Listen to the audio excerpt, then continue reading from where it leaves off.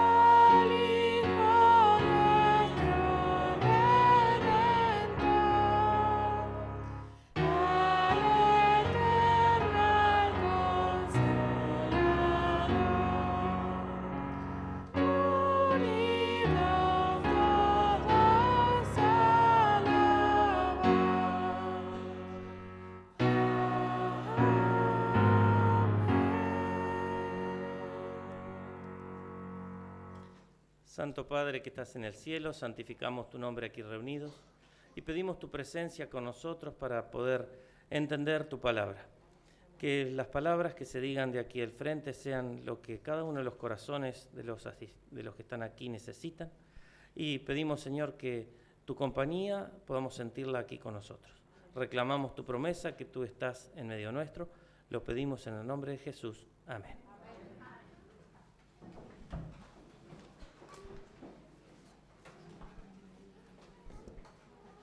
Una vez más, feliz sábado. Por ahí si alguno llegó ahora mientras nos estábamos preparando para esta parte. Qué lindo poder estar en la casa de Dios, y a pesar de que hay muchos que están de viaje, somos bastantes, y qué bueno que hayamos podido tomar la decisión de venir a la casa de Dios a alabarle, a agradecerle por todas las cosas que nos da. Agradecemos a quienes se han encargado de tener la iglesia hermosa para recibirnos en esta mañana. Bueno, tenemos todas las comodidades realmente para hacerlo, así que gracias a Dios por eso y a cada uno de los que fue parte. Tenemos varias visitas hoy. Me pasaron específicamente el nombre de Natalia, que la veo por ahí. Natalia desde Rosario, que nos está visitando, así que bienvenida, Natalia, cuando estés por acá, sos más que bienvenida entre nosotros. La veo también a la amiga de Tati, que no recuerdo el nombre. Jimena. Jimena la conocimos en el Camporí, ahí caminando y caminando de un lado para el otro, conocimos a Jimena, así que bienvenida, Jimena, supongo que estás visitando a la amiga. Muy bien, también, cuando quieras, bienvenida. Vemos ahí también a un jovencito con Claudia, capaz que tu sobrino. Bueno, bienvenido, también, cuando quiera acompañar a la tía, más que bienvenido acá entre nosotros. Y cada uno, por supuesto, siéntase en casa, aquí, entre los hermanos de la iglesia de Campana, dispuestos a adorar a Dios. Gracias también a Milton, anciano de nuestra iglesia, que va a tener el tema hoy. Y dentro de poco, ahora en minutitos nada más, también Cande nos va a dirigir en la primera oración. Gracias también, Cande, porque nunca me dice que no, Cande. Yo, Cande, ¿podés ver? Sí, me dice. Ni le pregunté y ya me dice que sí. Vamos a adorar a Dios, queridos hermanos, en esta mañana. Y ahora vamos a comenzar haciéndolo a través de los diezmos y ofrendas. Así que le voy a pedir a Javi que podamos compartir el video de Probad y Ved.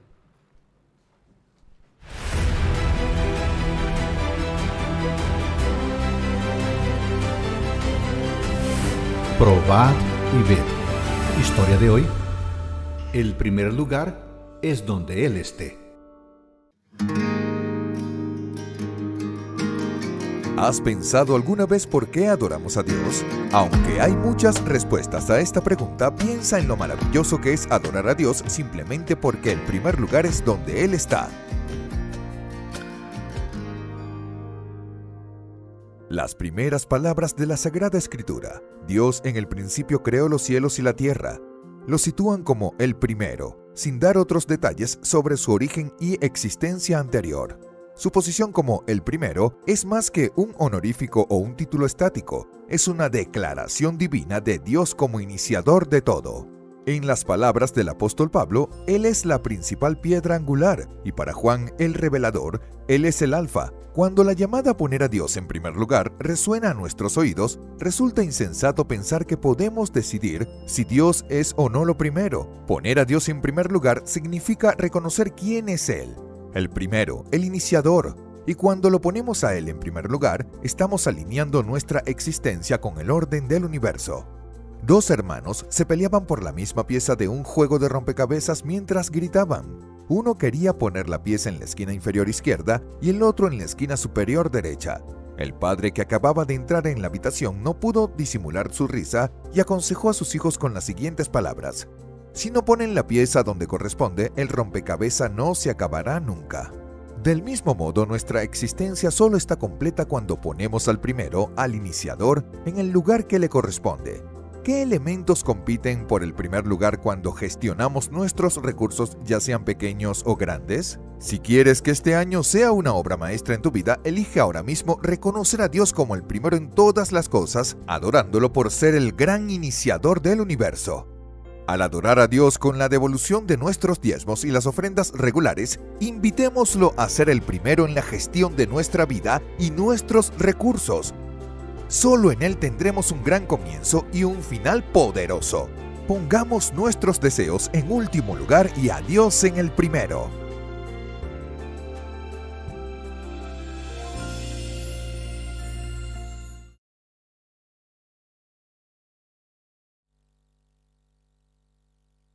Se adelanten para recoger las ofrendas, y le voy a pedir a Oscar si puede tener una oración para bendecir las mismas.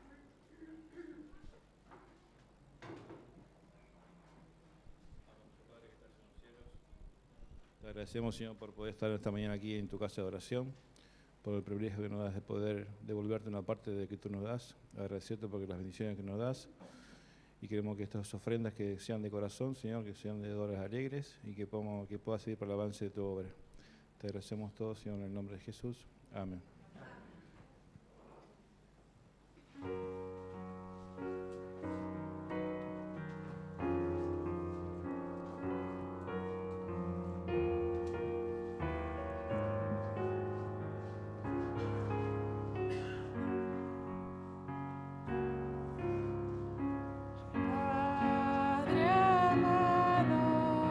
Te agradezco por tus planes grandes.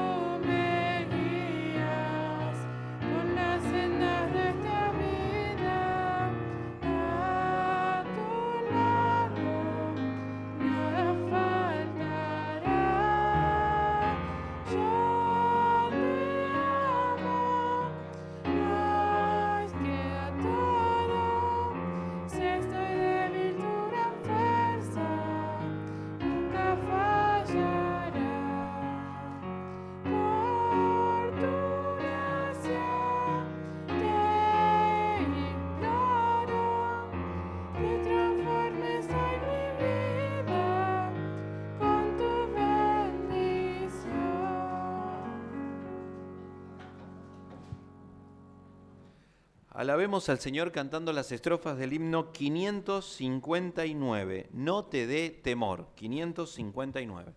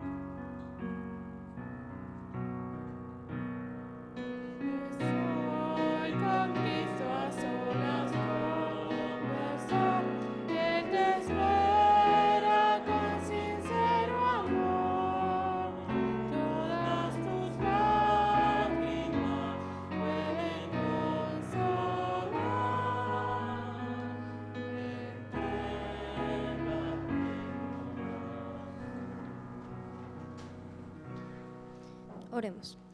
Querido Señor que moras en los cielos, te agradecemos porque en esta mañana tú nos has permitido venir, Señor. Te agradecemos porque un grupo de tus hijos hoy ha decidido venir a tu casa a alabarte, Señor.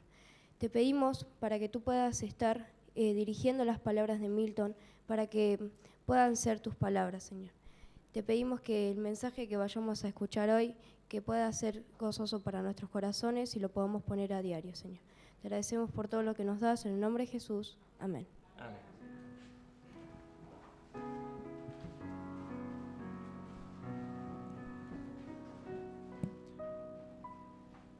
Muy bien, vamos a tener el espacio para los más chiquititos. Ahora vamos a ver el video para los niños y luego sí nos preparamos para escuchar el tema de hoy.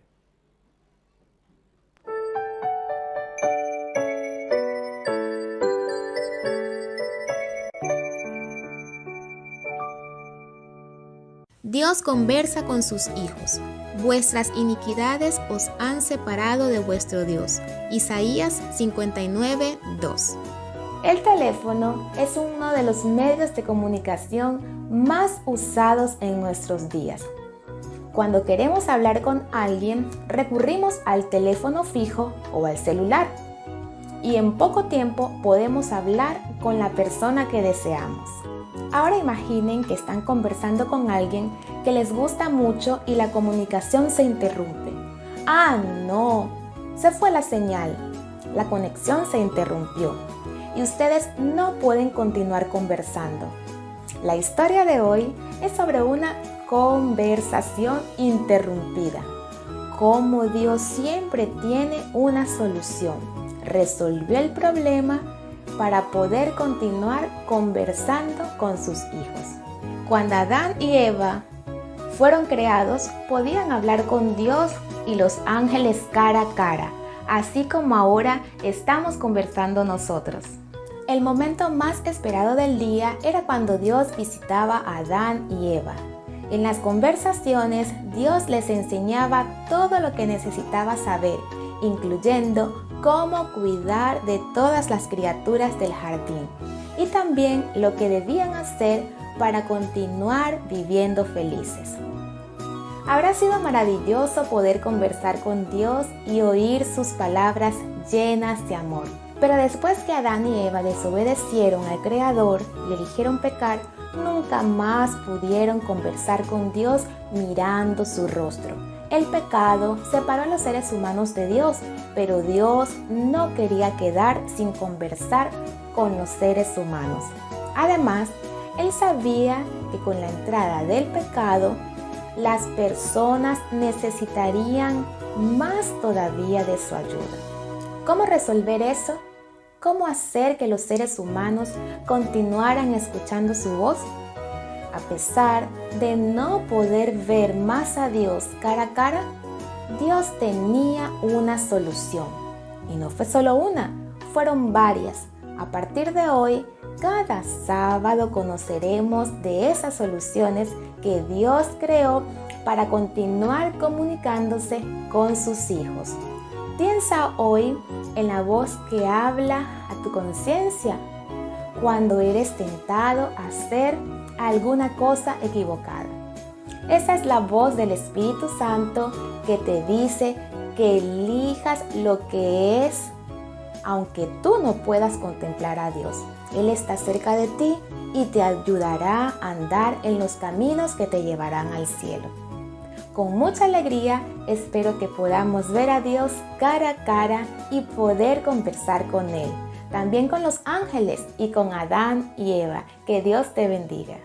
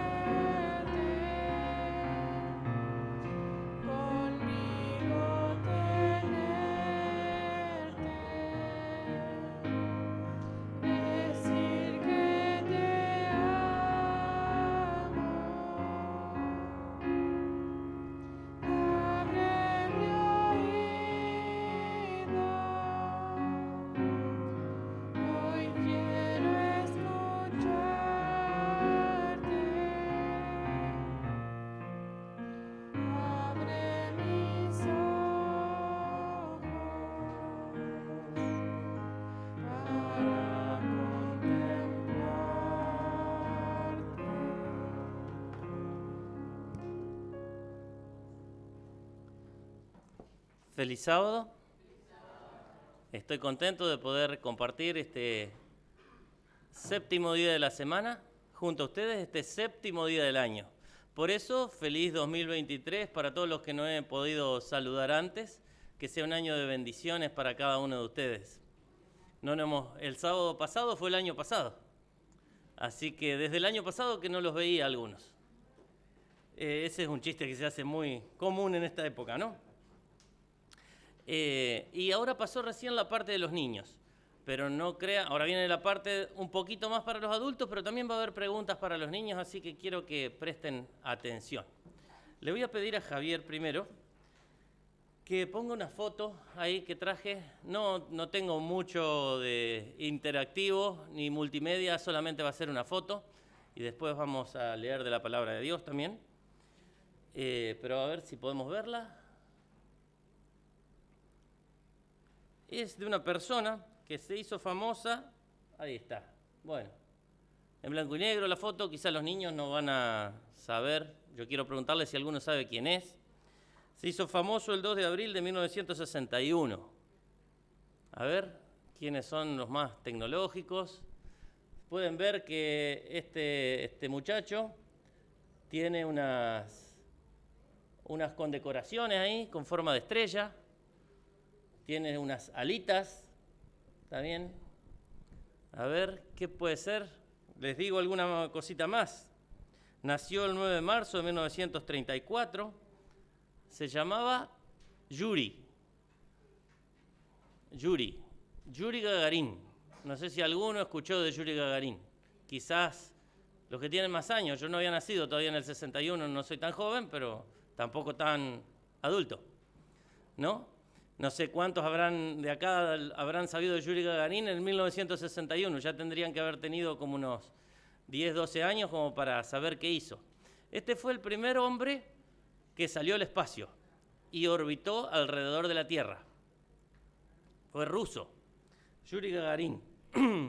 Lamentablemente falleció pocos años después de su gran proeza, porque fue considerado un héroe nacional, un héroe de la Unión Soviética, una celebridad internacional. Imagínense que hoy, si pasa algo en algún lugar del mundo, en internet en un ratito ya sabemos, pero en 1961 viajaron periodistas, viajaron fotógrafos, todos para entrevistar a Yuri Gagarin en la Unión Soviética. Esas noticias tuvieron que volver con los rollos fotográficos a los diarios de cada lugar del mundo, hasta que su imagen, su foto apareció en los periódicos y se supo que se había lanzado un cohete y él iba adentro, el Vostok era el cohete que orbitó a la Tierra. Y esta historia de Yuri Gagarin se hizo famosa en todo el mundo por un buen tiempo. Y los soviéticos estaban exaltados, porque había sido un soviético, uno de la Unión Soviética, quien había logrado esto en esta carrera que había en esa época por ver quién lograba antes los progresos en materia espacial, ¿no? Y entonces de esto se hablaba en todos lados, hasta en las escuelas. Una maestra en Rusia estaba hablando de esto a su clase de niños, de que Gagarin había ido al espacio, de lo increíble que era, de la tecnología que había puesto en marcha la Unión Soviética para esto, y que cuando Gagarin estuvo ahí arriba no vio que estuviera Dios. Entonces, que eso significaba que Dios no existía. Entonces un niño de su clase levantó la mano y le dijo a la señorita: pero lo que pasa, señorita, que Dios vive más arriba todavía. Y bueno, esta historia de este niño nos hace pensar, ¿no?, que Dios siempre utiliza el testimonio de sus hijos fieles, aún en circunstancias que son adversas. Imaginémonos, hoy la Unión Soviética, hoy es Rusia, en ese momento era la Unión Soviética, no es lo que conocemos hoy, un país un poco más abierto, ni tenía las libertades que tenemos nosotros hoy aquí. Creer en Dios en esa época, en 1961, en la Unión Soviética, en pleno comunismo, no era algo muy popular, ¿no? Y que este niño desafiara en cierta medida a lo que decía su maestra. Yo recuerdo cuando yo era niño y tenía 6 años, iba a la escuela, y lo que decía la maestra era palabra indiscutible. Yo le discutía a mi mamá lo que la maestra había dicho. Si la maestra decía que era así, mamá podía decir otra cosa, pero para mí lo que valía era lo que decía la maestra. Así que imaginemos en esta época, este niño se atrevió, por lo que él creía, a decir que su maestra no estaba en lo cierto, ¿no? Y Dios siempre tiene estos hijos fieles en los lugares apropiados. Y hoy vamos a hablar de alguien que también se atrevió a dar un testimonio, a hablar, como cantamos, no te dé temor a hablar por Cristo, se atrevió a hablar en una circunstancia que no le era muy favorable. Y vamos a ir al capítulo de Segundo de Reyes 5. Y acá es donde yo les voy a preguntar a los niños de quién vamos a hablar. Bueno, no vamos a hablar de un niño, vamos a hablar de una niña. De una niña que estaba lamentablemente sola en una casa que no había sido su casa donde había nacido. Ella era extranjera. A ver, ¿qué dijeron ahí? ¿Alguno estaba hablando ya? A ver, era extranjera, trabajaba con una señora. A ver, ¿quién era? Una nena que capaz que peinaba a la señora y la ayudaba en la casa, pero no tenía a su papá y su mamá ahí, sino que era de lejos. A ver, ¿qué dice Feli?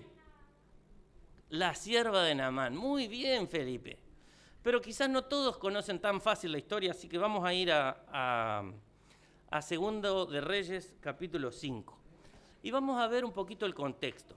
¿Qué pasaba en Israel y qué pasaba en este país extranjero? En Israel, Acab, ese rey un poco dominado por su esposa, Jezabel, que había tenido profetas de Baal, un dios ajeno a Israel, y que Elías había desafiado en el Monte Carmelo, y Dios había hecho descender fuego del cielo. ¿Se acuerdan de esa historia? Acab ya había muerto. Acab había presenciado eso, después había presenciado a Elías corriendo delante de su carro para llevarlo delante, cuando terminó la sequía, para llevarlo hasta su casa. Acab había muerto y habían sucedido el trono Ocosías y Joram, que habían sido hijos de Acab, que tampoco hicieron lo bueno delante de Dios. El pueblo de Israel estaba, digamos, alejado de Dios. Y Elías, a pesar de que en un momento tuvo miedo de esta reina Jezabel y se escondió, después Dios lo instruyó para que unja a un rey, a otro, y que eligiera y que ungiera a un sucesor. ¿Quién fue el sucesor de Elías? A ver, si alguno se acuerda, ahí podemos ver. Eliseo. Eliseo había sido un agricultor, un campesino que Elías eligió y empezó a aprender de él. Empezó a aprender de él y iba a todos lados con él. Hasta que un día le dijeron, ¿sabes que tu Señor será quitado de ti? Y bueno, él iba así, sí, ya lo sé. Y iba, vamos a Jericó, vamos allá, vamos acá, y caminaron, hasta que vino un carro de fuego. El carro estacionó al lado de Elías. Elías se subió al carro y Elías se fue al cielo en el carro. Pero cuando se iba, él le agarró el manto de Elías y se cayó el manto que Elías tenía puesto, y ese fue su manto. Y el poder de Dios estuvo con Eliseo como estuvo con Elías. ¿No? Este era el contexto. Pero ¿qué pasaba? No había guerras en ese momento importantes en Israel, pero en una zona fronteriza de entre Siria y Israel al norte limitaba con Siria, y en la zona de frontera había algunas dificultades. Porque como contaba el otro día Cristian, que los enemigos de Israel se aprovechaban y iban y hurtaban sus cosechas, y en ese tiempo fue librado con Gedeón. Eso es lo que contó el otro día Cristian para los que estuvieron. Acá pasaba algo parecido, pero no en todo el país, sino en las ciudades fronterizas. Los sirios eran más poderosos militarmente y tenían un comandante importante que se llamaba Naamán. Naamán era este comandante y posiblemente él dirigía alguna de estas campañas que tenían por objeto más bien no una conquista territorial, sino una conquista económica, porque iban a las ciudades fronterizas, robaban alimento y robaban esclavos. Agarraban niños o personas que no podían, por lo general, volver de alguna manera a su hogar, y se los llevaban y los usaban de esclavos en su lugar, en su país, en Siria. En una de estas incursiones, una niña llevada como esclava. Y vamos a leer el versículo 1 de Segundo de Reyes 5, y Y dice, Naamán era general del ejército de Siria. Era gran varón delante del Señor en alta estima, de su Señor en alta estima, porque por medio de él el Señor había dado salvamento a Siria. Era valeroso en extremo. Bueno, digamos que era una persona con todo el éxito que podía tener, porque si había tenido conquistas militares, eso le había redundado seguramente en fama y en dinero. Así que seguramente tenía una buena casa, todo el lujo que podía querer, pero vieron siempre esa palabrita, recién la dije, cuando venimos haciendo una descripción, parece que todo viene espectacular, pero la Biblia dice, pero ¿qué? ¿Qué pasaba con Naamán? A ver, ¿qué tenía Naamán? Los niños, ¿qué tenía Naamán? Tenía lepra. La lepra era una enfermedad que hoy es tratable y quizás las personas no mueren de eso, pero era la enfermedad incurable de la época. Y de mucho tiempo después siguió siéndolo, hasta la época de Jesús y más cerca nuestro también. Hoy no sé con qué lo podríamos comparar. Es una enfermedad de la que sabían que se iban a morir. Era una enfermedad que los alejaba de la vida social, del pueblo, de la familia. En este caso, como él era poderoso, había logrado quizás convivir de alguna manera con esta enfermedad. Y entonces esta niña que había sido capturada no era sierva directamente de él, sino que era sierva de su esposa, ¿no? Y esta niña, a pesar de haber visto todo el lujo de esa casa donde le tocó vivir, vio que algo no andaba bien, algo no andaba bien. Esa tristeza que invadía todo lo de la casa, porque había algo que el dinero no podía solucionar. Hoy también pasa. Las personas a veces con mucho dinero enferman de cáncer o de alguna otra cosa y hay cosas que el dinero puede dar tratamiento pero no puede solucionar. Hemos visto y hemos conocido a personas que tenían lo que necesitaban y más de lo que necesitaban en la vida, pero perdieron la salud y no la recuperaron y lamentablemente murieron. Eso es lo que posiblemente pasaría con Naamán. Pero hay algo interesante, la actitud de esta niña. ¿Qué hubiéramos hecho nosotros? Al saber esto podríamos haber dicho, bien hecho, me trajo acá esclava y ahora se va a morir. Dios lo castigó. Esa podría ser la actitud de alguno de nosotros. ¿Es la actitud de la niña? Creo que la niña había aprendido alguna cosa más que nosotros al leer quizás los escritos de Salomón.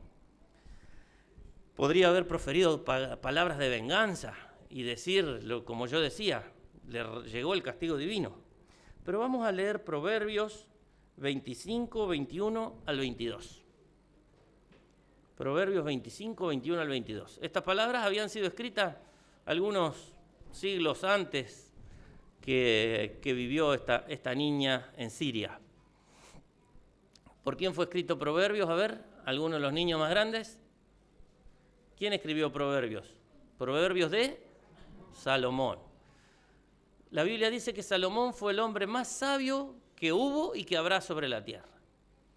Y bueno, a ver, ¿qué dice este consejo del sabio Salomón? A ver, ¿quién quiere leerlo? Proverbios 25, 21 y 22. A ver, ¿quién lee? Sí, lea. Dale, Beatriz. Si el que te odia tiene hambre, dale de comer, y si tiene sed, dale de beber. Así harás que se avergüence de su conducta y el Señor habrá de recompensarte. Bueno, esa versión es una versión algo suavizada. Es una versión más moderna, pero me gusta otra versión que nos da una imagen más cruda. Sí, a ver, versión bíblica en cuanto a la traducción. Vamos a ver María qué dice. Si el que te aborrece y tuviera hambre, dale de comer pan. Y si tuviera sed, dale de beber agua. Porque agua amontonarás sobre tu cabeza y Jehová te lo pagará. Sobre su cabeza, dice. Bueno, ¿qué son las ascuas? A ver, los más grandes que saben de palabras más rebuscadas. Los niños capaz que no saben bien qué son las ascuas. A ver, ¿qué son las ascuas? Vamos a buscar en el diccionario. Carbones encendidos, muy bien, me gusta más esa versión, también más entendible para nosotros. Está bien, la versión de Beatriz dice que se avergüence, pero es más que avergonzarse todavía. ¿A quién le gustaría que o quién agarraría fuego, carbones encendidos, brasas? Nosotros, todo el mundo sabe que es hacer cosas a las brasas, ¿no? Los varones por lo general usan el fuego para hacer cosas a las brasas. Hay muchas mujeres que saben hacer también. Bueno, esos carbones encendidos, ¿a quién los pondríamos arriba de la cabeza de alguien? A la cabeza de nuestro enemigo, dice. ¿No? No se va a morir, pero va a sufrir.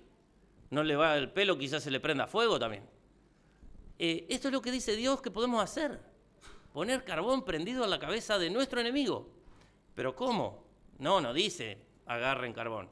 Dice de la manera que podemos hacerlo. Esto lo había entendido la niña. ¿Por qué? Porque dice si tu enemigo, si es el que te odia, tu enemigo militar, como serían los sirios para los israelitas o viceversa. Si tiene hambre, dale de comer, dale pan. Si tiene sed, dale de tomar. Esta niña vio que la casa de su amo necesitaba algo. Por ahí tenía pan, tenía agua, pero había algo que necesitaba y que ella podía darle. Vamos a seguir leyendo la historia de esta niña.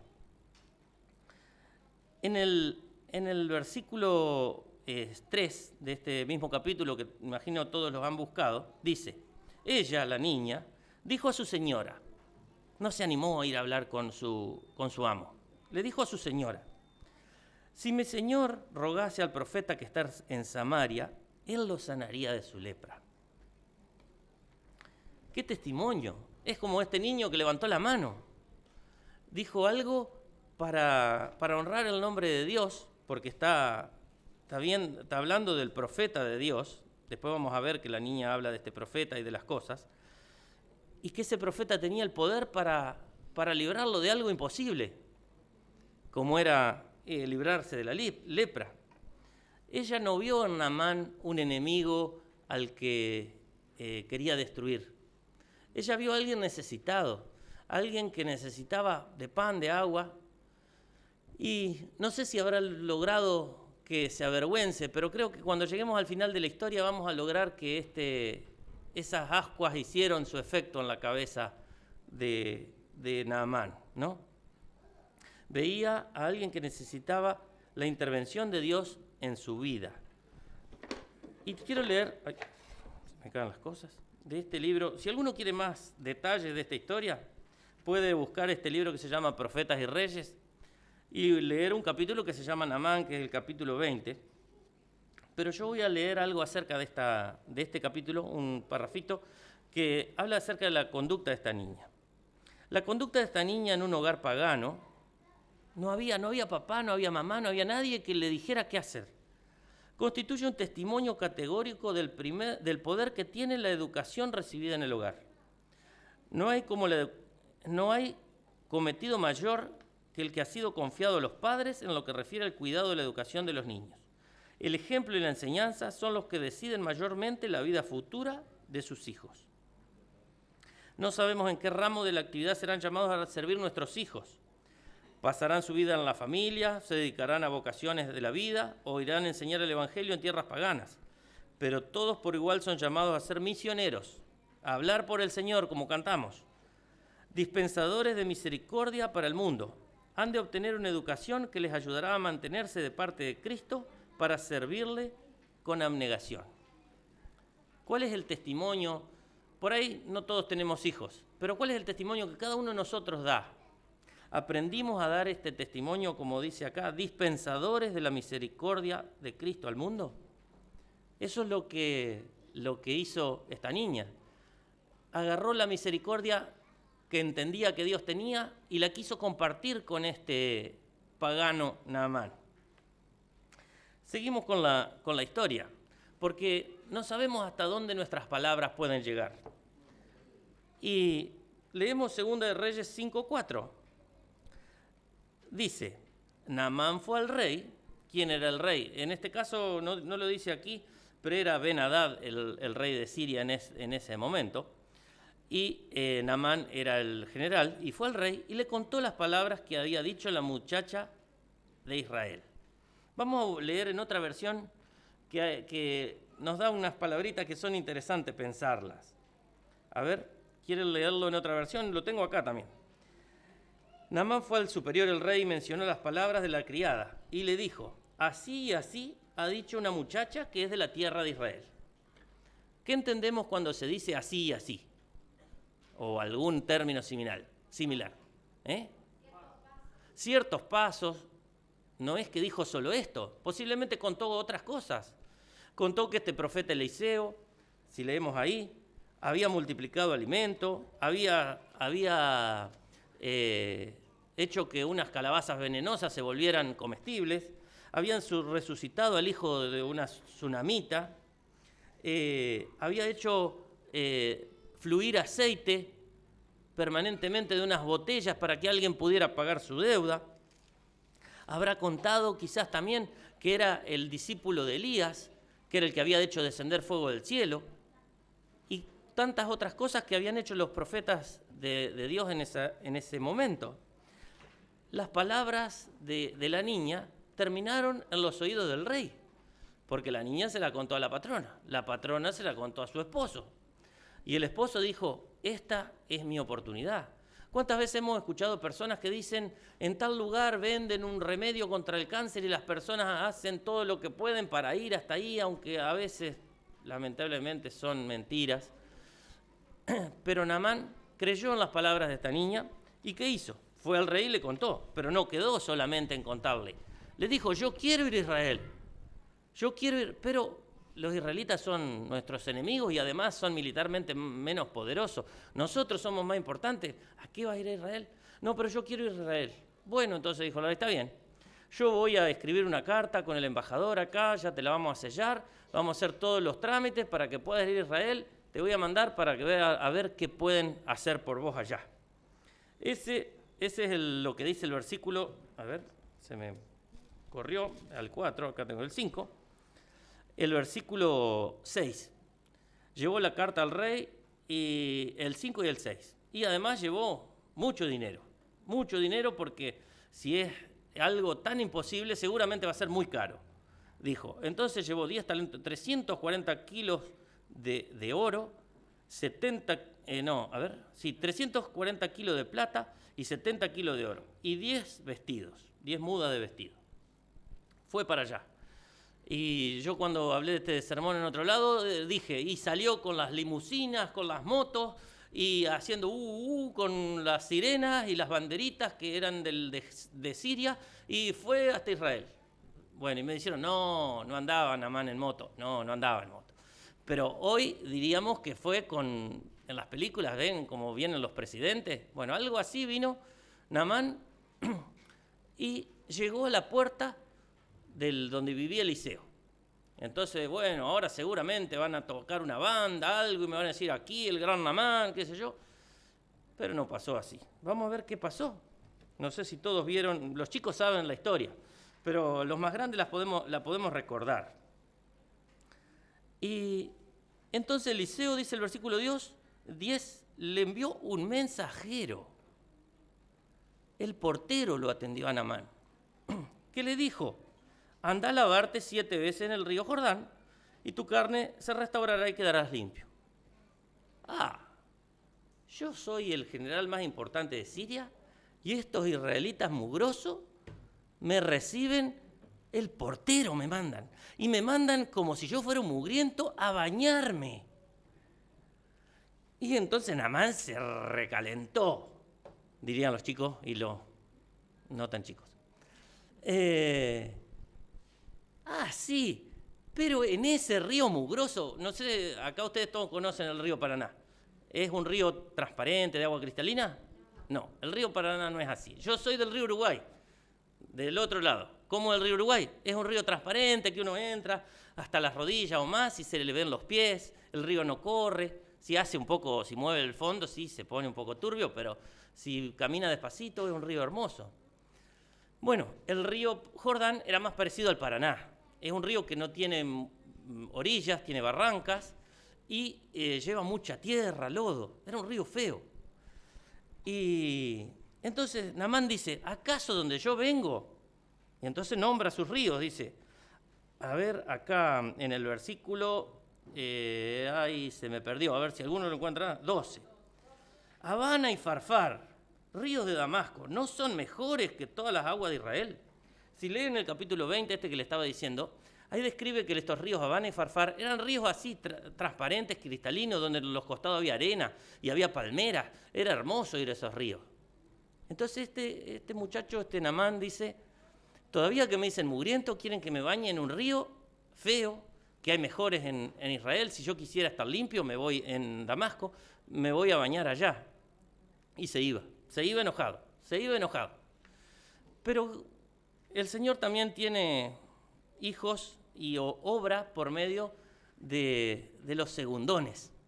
Siempre aparece un amigo, alguna cosa que nos tranquiliza cuando a nosotros nos pasa algo, y Naamán tenía alguno de esos cerca que lo apreciaban también. Entonces sus siervos lo paran y le dicen, a ver, ¿qué le dicen? En el versículo 13. Los criados llegaron a él y le dijeron, ya se iba, dice, y se volvió enojado, termina el versículo 12. Arrancó las motos, la limusina, me voy de este país de porquería, me vuelvo a Damasco. Y se iba. Pero los siervos le dicen, si el profeta te hubiera mandado algo difícil, si el profeta te hubiera dicho, si me traes un poco de nieve del monte de no sé dónde, que hay que escalarlo, ¿no lo hubieras hecho? Si me traes un pétalo de una flor que solo florece una vez al año en tal lugar, ¿no hubieras ido a buscarlo? Lo hicieron reflexionar. Y entonces le dijeron, si esto es fácil lo que te pide, ¿por qué no lo hacemos? Y ahí su orgullo, fue golpeado y dijo, vamos a aceptar, vamos a darle una oportunidad a este Dios de Israel. Y fue al río Jordán.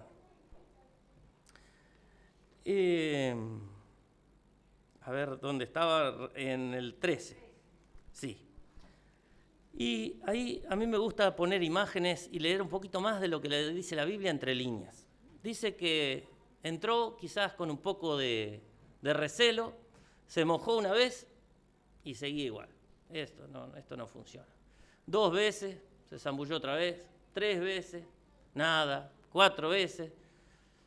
Y salgo. No, seguí, le decían de afuera. 5, 6, 7 veces. Y 7 veces, y yo estaba buscando a ver si había un bebé acá. No hay bebés hoy. Hay niños chicos, pero no bebés. ¿Y a cuánto nos ha gustado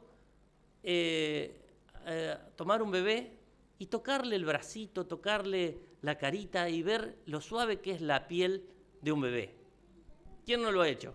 A ver, no sé, no todos somos padres como dijimos, pero todos hemos visto un bebé, me imagino, ¿no? ¿Cómo es la piel de un bebé? Suave, tierna. Con un olorcito a bebé, exacto. Dice que la piel de Naamán se convirtió, después de las 7 veces que se zambulló, se volvió como la de un niño y quedó limpio. Así que imagínense cómo habrá sido esa escena de Naamán mirándose sus brazos, tocándose y disfrutando de lo que era su nuevo cuerpo. El cuerpo fue restaurado completamente. Ahora sí, ahora puso la sirena más fuerte, se subió mojado a la limusina. Vamos de vuelta a verlo, Eliseo. Esto no puede quedar así. Es impresionante lo que ha hecho conmigo. Y volvió a la casa y ahora sí lo atendió Eliseo. Y ahora vamos a analizar un poco lo que Naamán dice. Se había logrado lo que Dios quería. Dios quería algo especial con Naamán. No quería el cumplimiento de una tarea difícil, sino una demostración de confianza y de obediencia. Es lo mismo que Dios pide para con nosotros. A veces no nos pide cosas difíciles, pide que confiemos y que obedezcamos, ¿no? Y vuelve Naamán entonces a verlo a Eliseo. Y acá vemos que esa conversión de cuerpo había sido mucho más que una conversión de cuerpo. Ese orgullo había quedado aplastado y en lugar de ese orgullo había nacido una fe y una obediencia que no iba a quedar solamente en la obediencia de entrar en el río. Vuelvo a Segunda de Reyes 5, acá. Quiere pagar primero, dice. Primero dice, ahora conozco que no hay Dios en toda la tierra sino en Israel. Ahora dice, ya no voy a creer en otro Dios. No hay otro Dios sino en Israel. Te ruego que recibas el presente. Bueno, Eliseo no quiere recibir nada. Entonces Naamán pide. Es interesante el versículo 17. Si no quieres, te ruego que se dé a tu siervo la carga de un par de mulas de esta tierra, porque de aquí en adelante tu siervo no sacrificará holocausto ni ofrenda a otro Dios, sino al Señor. La obediencia de Naamán iba mucho más allá de que meterse en el río y de decir que no iba a haber otro Dios. ¿Qué quería Naamán? Estaba pidiendo piedras de Israel. Estaba pidiendo piedras de ese país que él defenestraba. Piedras de Israel para llevarlas a Siria y hacer un altar. Porque él quería hacer un altar y ofrecer holocausto al Dios de Israel. Naamán había reformado su corazón y sabía que su adoración no podía quedar igual. Tanto es así que no podía quedar igual, que dice después, yo sé que no hay otro Dios, pero tengo un detalle. Yo tengo que ir con el rey. Tengo que ir con el rey a cuando hacen se me va siempre el Te Deum, ¿no? Para los presidentes y esas cosas hoy es algo común. Y hay una ceremonia religiosa. El rey de Siria hacía una ceremonia religiosa y yo lo tengo que acompañar porque es una cuestión de Estado. Yo tengo que ir ahí. Yo me voy a tener que agachar un poquito en el templo de Rimón, dice, para adorar, y él se va a apoyar en mi brazo y yo lo voy a tener que levantar. Pero si yo me agacho, no me estoy agachando para adorar a Rimón. Que Jehová me perdone por eso. Lean ese texto, ahí dice, pero que solo en esto el Señor me perdone, que cuando mi Señor entre en el templo de Rimón para adorar, y Él se apoye sobre mi mano, que me perdone si yo también me inclino en el templo de Rimón. Si en el templo de Rimón me inclino, que el Señor perdone a tu siervo.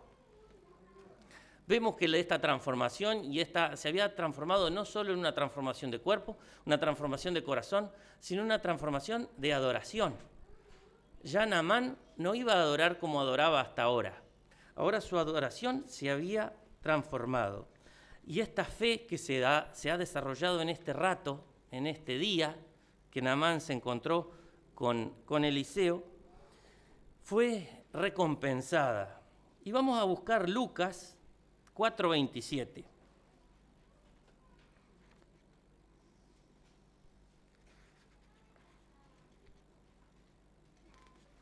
Sí. ¿Quién quiere leerlo?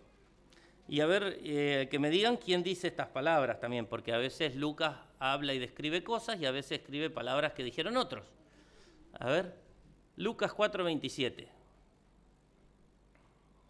¿Alguien que quiera participar? A ver, la mano. A ver, como el niño ruso, ¿nadie levanta la mano? Allá, Andrea, a ver, Lucas 4:27, ¿qué dice? También había muchos leprosos en Israel en el tiempo del profeta Eliseo, pero el único sanado fue Naamán, un sirio. ¿Quién decía estas palabras? A ver, no es muy difícil porque Jesús estaba predicando y habla de esto. Siglos después que Naamán regresara a su hogar en Siria, con el cuerpo curado y su espíritu convertido, su fe fue mencionada y elogiada por el Salvador, ahí en Lucas 4:27, para dar a todos una lección objetiva. Muchos leprosos había en Israel. Dios pasó por alto los muchos leprosos que había en Israel, porque por su incredulidad les cerraba las puertas del bien. Un noble pagano que había sido fiel a sus convicciones relativas a la justicia y sentía necesidad de ayuda, fue a los ojos de Dios más digno de la bendición que los afligidos de Israel, quienes habían desperdiciado los privilegios que Dios les había dado. Dios obra en pro de aquellos que aprecian sus favores y responden a la luz que el cielo les ha dado.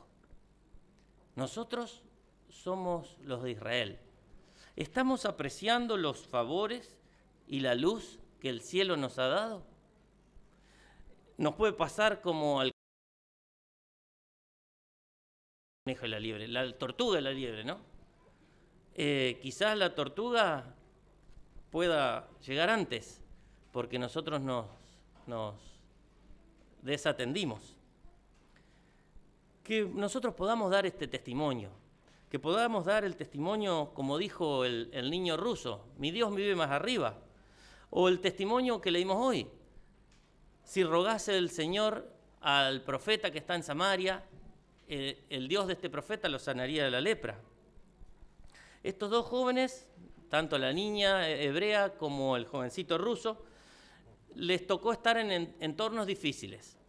En un país ateo, en el caso de Rusia, en un país pagano, en el caso de Siria, que no conocían al Dios que ellos conocían, pero que ellos habían aprendido a conocer. Las sociedades de ambas familias hubieran justificado a los padres de no llevar una educación tan impopular para con sus hijos, ¿no?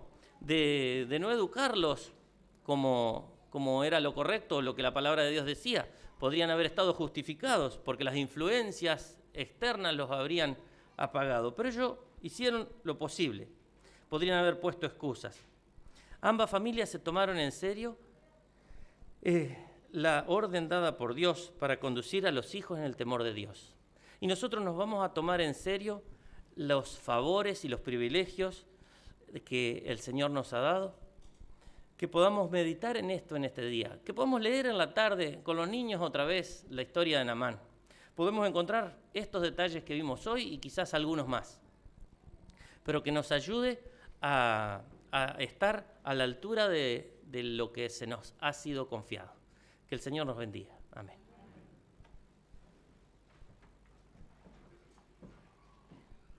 Muchas gracias, Milton. Gracias por este mensaje.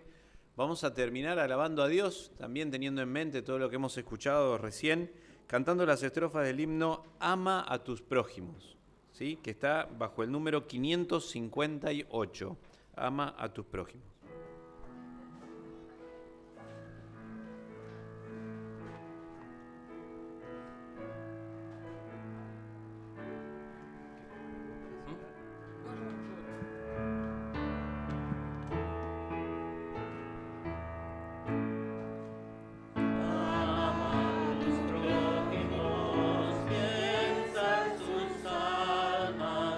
Diles la historia de Cristo.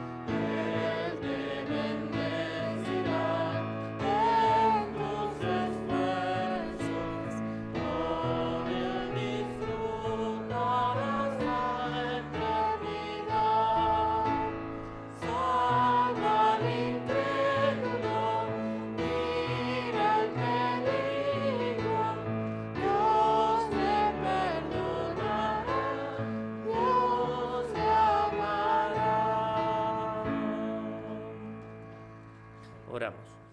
Padre nuestro que estás en el cielo, como cantamos, queremos, Señor, que tú nos des ese amor por nuestros semejantes, que podamos salvarlos de la situación en que están, que podamos ver a los demás como alguien necesitado, como vio esta niña Naamán, y que tu Espíritu trabaje en estas personas como lo hizo también en Naamán, transformando sus vidas, sus corazones, y que nuestras palabras puedan llegar muy lejos, a veces ni sabemos hasta dónde.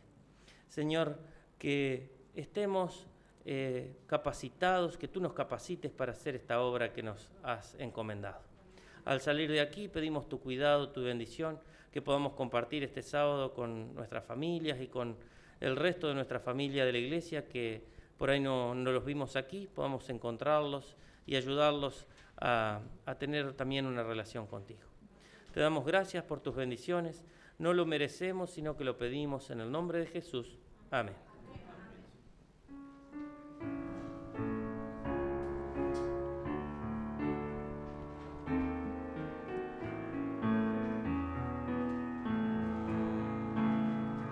Dios nos guarde en su divina